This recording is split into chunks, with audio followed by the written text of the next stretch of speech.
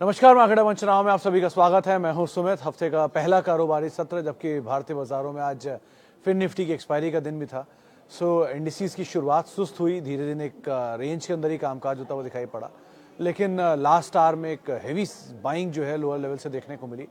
Specially फिर Nifty में buying I तो निफ्टी बैंक का सपोर्ट था, स्लोली एंड स्टेडली आईटी की तरफ सपोर्ट आया। स्पेशली टीसीएस, वो बायबैक का डेट खुला, 1 तारीख से 7 तारीख का डेट का अनाउंसमेंट हुआ। उसके बाद टीसीएस के अंदर भी एक अच्छी तेजी आई, DI के आसपास आया। लोअर लेवल से रिलायंस के अंदर एक स्ट्रॉन्ग पुल बैक था, वो पुल बैक ने भी सपोर्ट किया और निफ्टी 19,900 के ऊपर एक समय में गया भी। लास्ट तक आते आते 19,900 के इर्द गिर्द ही कहीं क्लोजिंग आते हुए दिखाई पड़ी, लेकिन अदरवाइज मार्केट में एक अच्छा अपमूव निचले स्तरों से आया। शुरुआत से ही आज mid cap index, small cap index दोनों ही तेजी में कामकाज कर रहे थे। मिड कैप में करीब 0.5% के आसपास की बढ़त थी, स्मॉल कैप इंडेक्स भी करीब 1/4% ऊपर रहा। PSU बैंकिंग बास्केट 1.5% की तेजी में रहा और स्पेशली ज़्यादा अच्छी बाइंग वहीं पर ही आते हुए दिखाई पड़ी फ्रंट लाइन इंडेक्स के कंपैरिजन में। एडवांस क्लाइन तक लास्ट तक आते आते करीब 1524 शेयर तेजी में, 1536 शेयर बिकवाली में, यानी मोर लेस 50-50 का रेशियो, 1:1 का रेशियो एडवांस क्लाइन में आपको दिखाई पड़ेगा। और BSE में करीब 2100 शेयर तेजी में और 1980 शेयरों में बिकवाली आते हुए दिखाई पड़ी।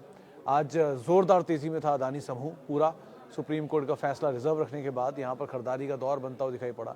तो Adani transmission, Adani energy, Adani power, Adani port enterprises, in fact circuit लगे कुछ शेयरों में तो, और अदानी विल्मर अपर सर्किट पर रहा। तो पूरा अदानी समूह जोरदार तेजी में, 11 लाख करोड़ के ऊपर मार्केट कैप और 1.25 लाख करोड़ की मार्केट कैप आज एडिशन के तौर पर वहाँ पे आते हुए दिखाई पड़ी।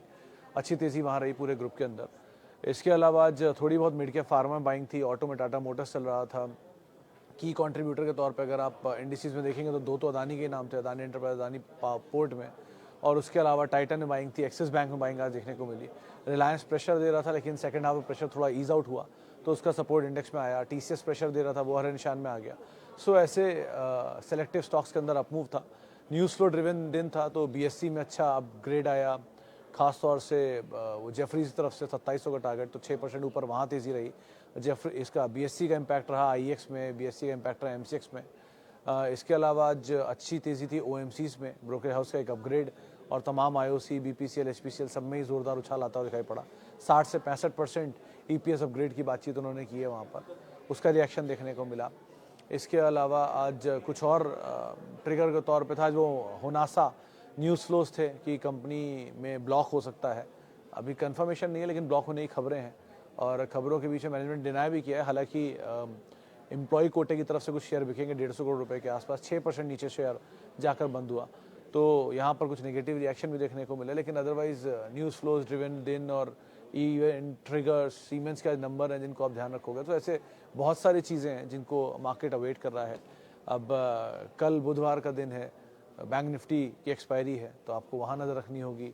फिर निफ्टी की एक्सपायरी है थर्सडे को, देन धीरे धीरे आप लिस्टिंग की साइड जा रहे हो। कल एक लिस्टिंग है आयरेडा की, उसके बाद 1 तारीख को ऑटो सेल्स के नंबर, यानी फ्राइडे को ऑटो सेल्स के नंबर होंगे, काउंटिंग का दिन भी होगा, मतलब एग्जिट पोल का दिन भी होगा। ऐसे बहुत सारी चीज़ें हैं जो कि इसी हफ्ते में इन कैश होने वाली हैं, इम्पैक्ट करने वाली हैं, तो आप उन सब पे नज़र रखिएगा। एक्सपायरी भी इसी हफ्ते है, लार्ज एक्सपायरी, मंथ एक्सपायरी। इन चीज़ों के चलते बाजार थोड़ा वोलेटाइल रहेगा, तो ज़रा नज़र बना के आप रखिएगा या ध्यान रखिएगा इन सभी चीज़ों के ऊपर भी। चलिए सवाल जवाब का सिलसिला शुरू कर लेता हूँ और बातचीत कर लेता हूँ कुछ सवालों पर जो कि फेसबुक के ज़रिए और यूट्यूब के ज़रिए आए हैं। सबसे पहले सवाल जो मेरे पास हैं, do you see any opportunity in current market to allocate cash? Sir, इतनी तेज़ी में इतने सारे नाम हो गए। अदानी समूह था जो मल्टीपल टाइम मेंशन भी किया मैंने कि Adani port, Adani trans, Adani power, ये 3 नाम मुझे हमेशा सही लग रहे थे क्योंकि नंबर सपोर्टिव थे। अदानी ट्रांसमिशन के नंबर भी अच्छे थे, अदानी पावर के नंबर तो बहुत ही अच्छे थे इस बारी भी। सेकंड क्वार्टर तक कंसेक्यूटिव जब अच्छे नंबर आए थे, और अदानी पोर्ट की वैल्यू थी जिसकी वजह से वो चल नहीं थे। आज नहीं तो कल बाजार को उसमें वैल्यू दिख रही थी, वो दिख गई। आज न्यूज़ फ्लोज भी आ गया, टेलविंड आ गया, खरीदारी आ गई। अभी के लिए तो as of now wait and watch is a better option. Cash में बैठने में कोई बुराई नहीं है, कभी कभी बैठ जाइए, कुछ और मौका मिलेगा तो पता ही चल जाएगा आपको। मेरे पास हीरो मोटो आपको 40 शेयर है 2763 रुपये के दाम पर, हिंडाल को 150 शेयर 384 के दाम पर।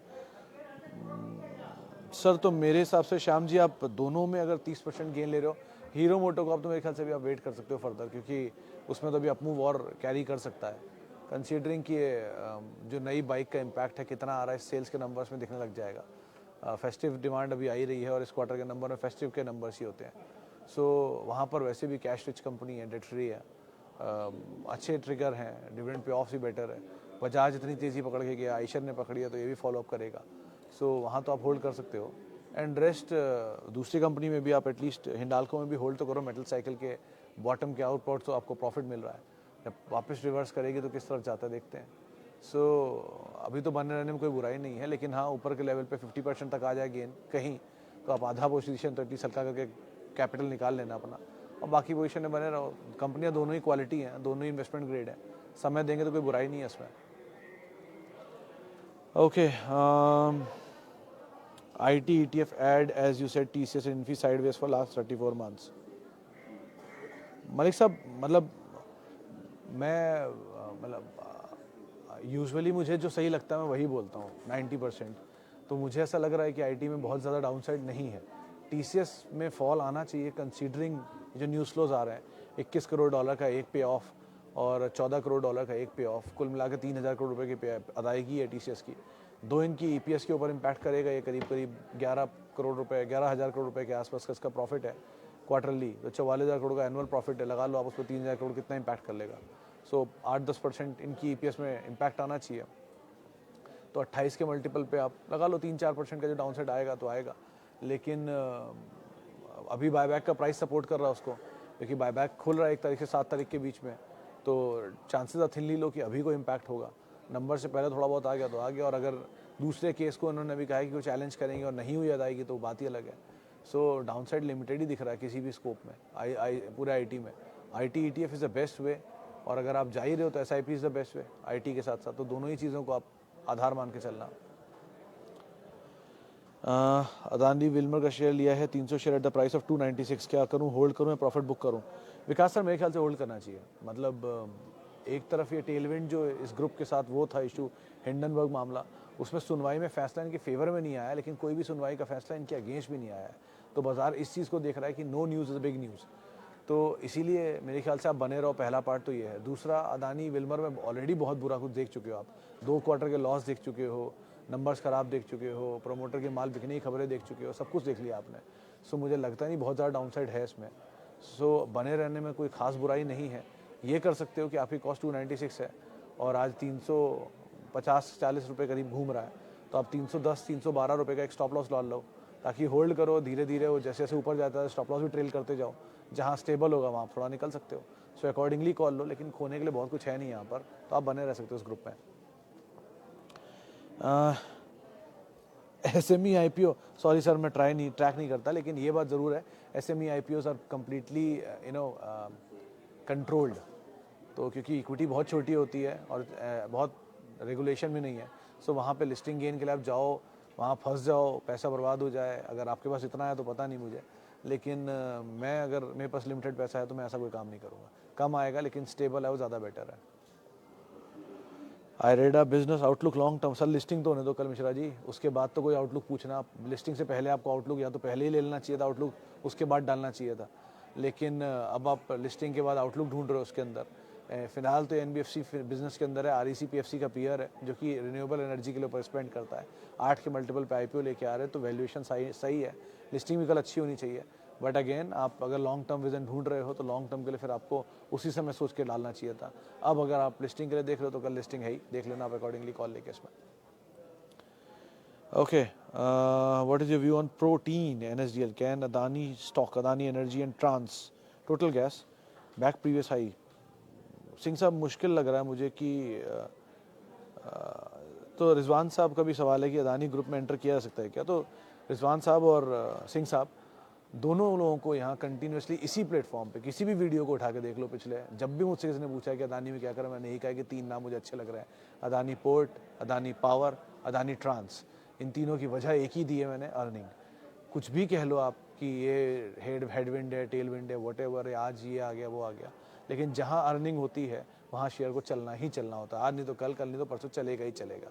सो इन तीनों मुझे अर्निंग दिख रही थी तो मुझे चलना लग ही रहा था चल जाएगा।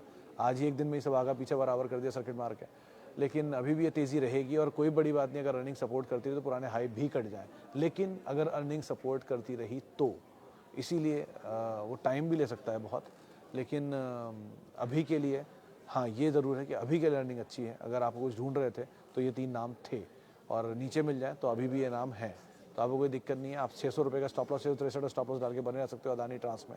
अदानी विल्मर भी गेन्स फाइन, लेकिन स्टॉप लॉस आपका वही 280 वाला होगा अब। और मतलब स्टॉप लॉस लेके ही आपको जाना है अगर जाना है तो, क्योंकि यहाँ मामला कभी भी पलटता है। अगर मान लीजिए कुछ भी फैसला अगेंस्ट आता है तो शायद सेंटिमेंटली इम्पैक्ट आता हुआ दिखाई पड़े। सो इसीलिए इस चीज़ का भी आप ध्यान रखिएगा। मेरे पास SCL बाय पड़े हैं 1057 की। SCL कौन सी कंपनी हुई? शिपिंग कॉर्पोरेशन ऑफ इंडिया तो SCI हुआ, HDBL हुआ, सोम डिस्टिलरी। सर इसका पूरा नाम लिख दीजिए, ज़्यादा बेटर होगा। मेरी लिमिटेड जानकारी में उसका नाम नहीं समझ पा रहा हूँ। Okay, today you mentioned on Facebook the listing date of Tata tech 30 November, but आपका showing is 5 December, app is showing.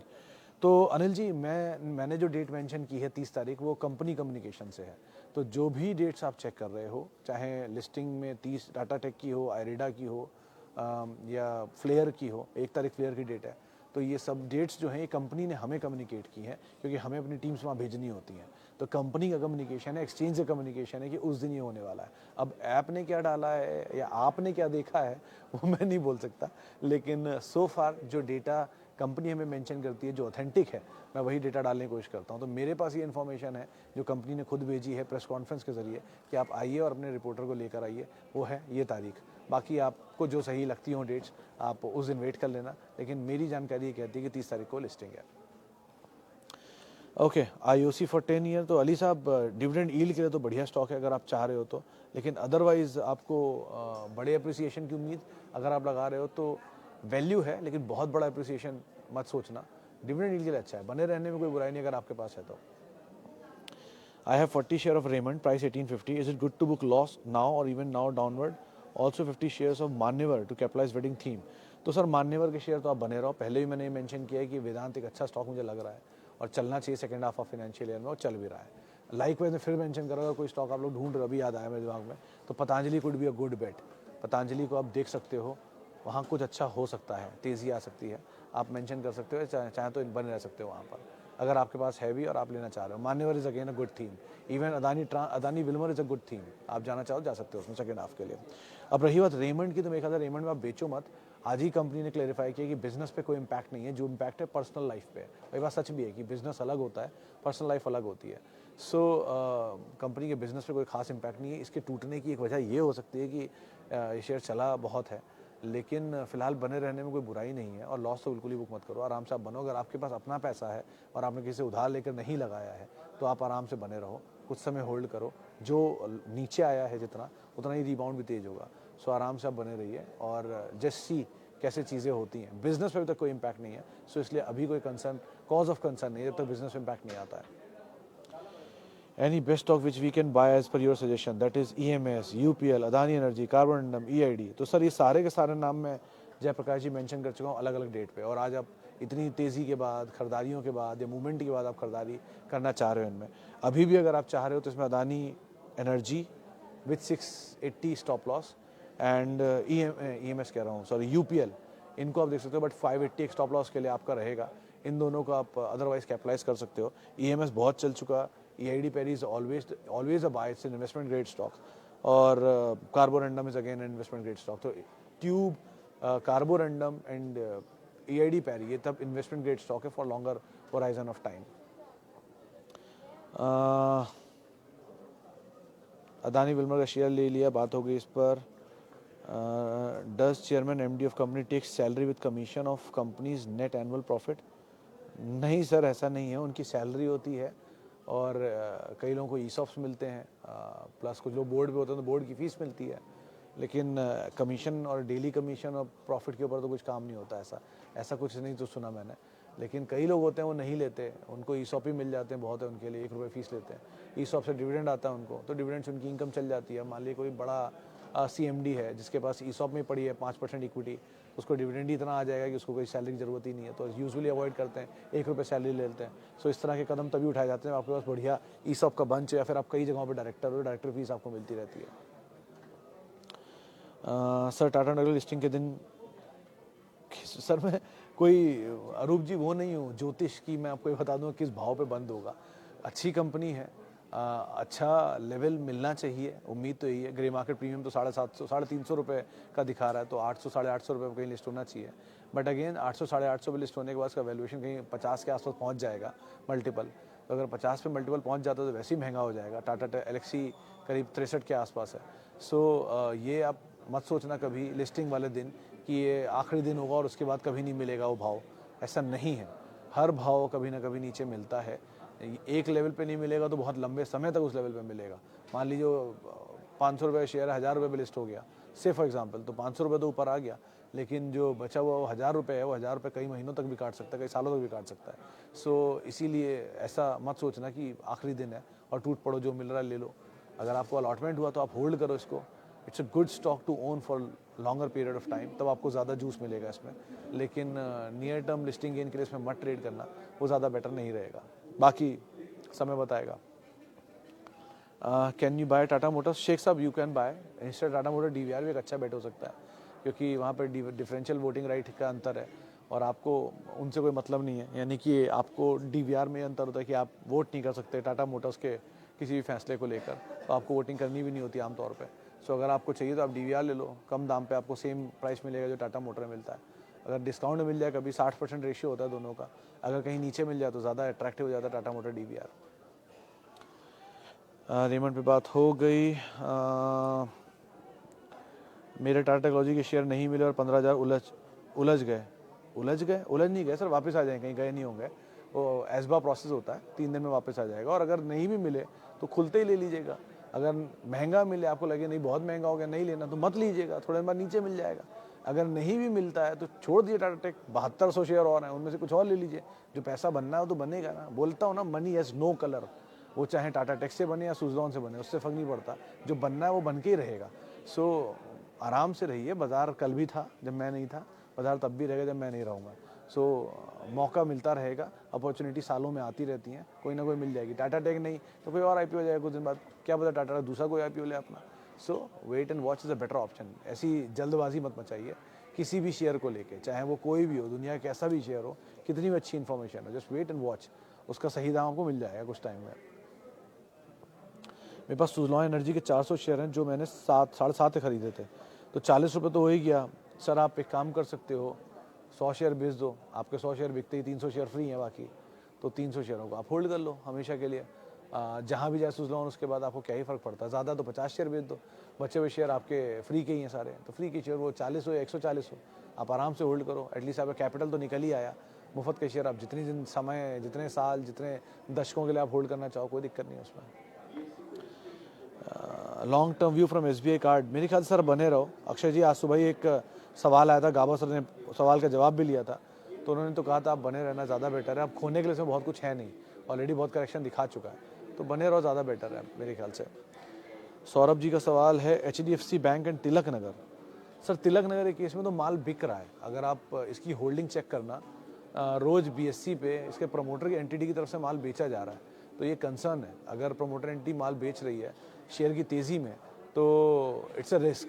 सो अभी के लिए उसको आप अवॉइड कर सकते हो। But HDFC bank is a good buy. अगर आप चाह रहे हो कोई stock for your kid, for your future, for longer period of time, एक क्रेडिबल रिलायबल स्टॉक, तो आप ये ले सकते हो। एक बहुत इंटरेस्टिंग चीज़ बताता हूँ आपको कि हो क्या रहा है कि बाजार से पैसा निकल के लार्ज कैप से मिड कैप, स्मॉल कैप में जा रहा है, क्योंकि सबको लग रहा है कि वो नई अपॉर्चुनिटी है आपके लिए, वो अपॉर्चुनिटी दोबारा नहीं आएगी। इस तरह की अपॉर्चुनिटी को लोग ढूंढ रहे हैं, लेकिन वो अपॉर्चुनिटी धीरे धीरे एक बढ़िया स्पेस क्रिएट कर रही है लार्ज कैप के अंदर। क्योंकि अगर मिड कैप बहुत महंगे हो गए तो इंडेक्स को मैनेज करने के लिए लार्ज कैप को भी खींचना पड़ेगा या मिड कैप को नीचे लाना पड़ेगा। सो अगर लार्ज कैप खींचता है तो उसमें यही सब खींचेंगे। So all these HDFC bank, TCS, Infosys, Pidilite, Asian paints जो नीचे मिल रहे हैं आपको, इनको आप आराम से एक्यूमुलेट करो, कहीं नहीं जा रहे हैं।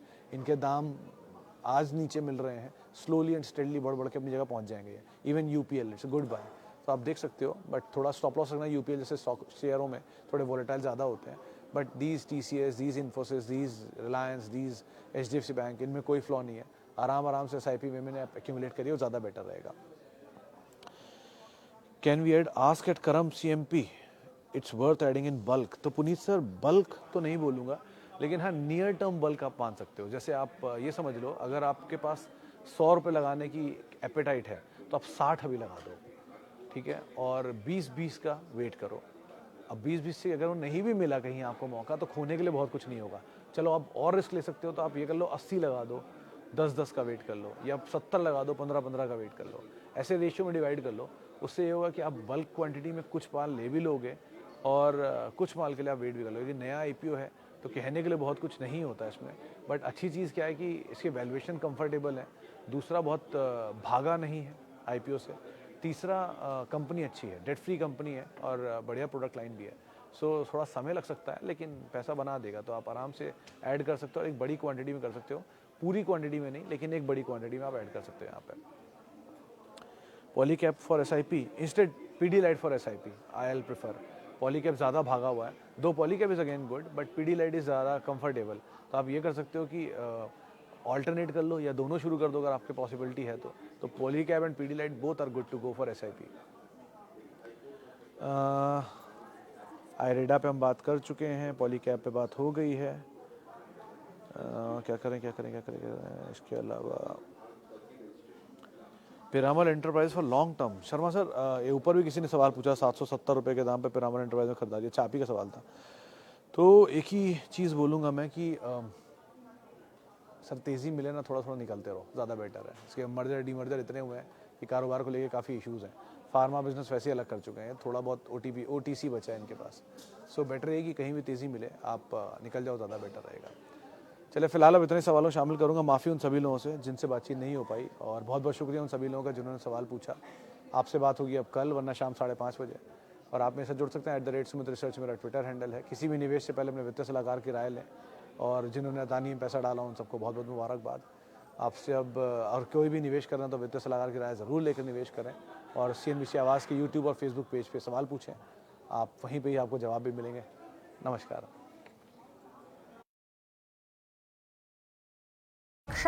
और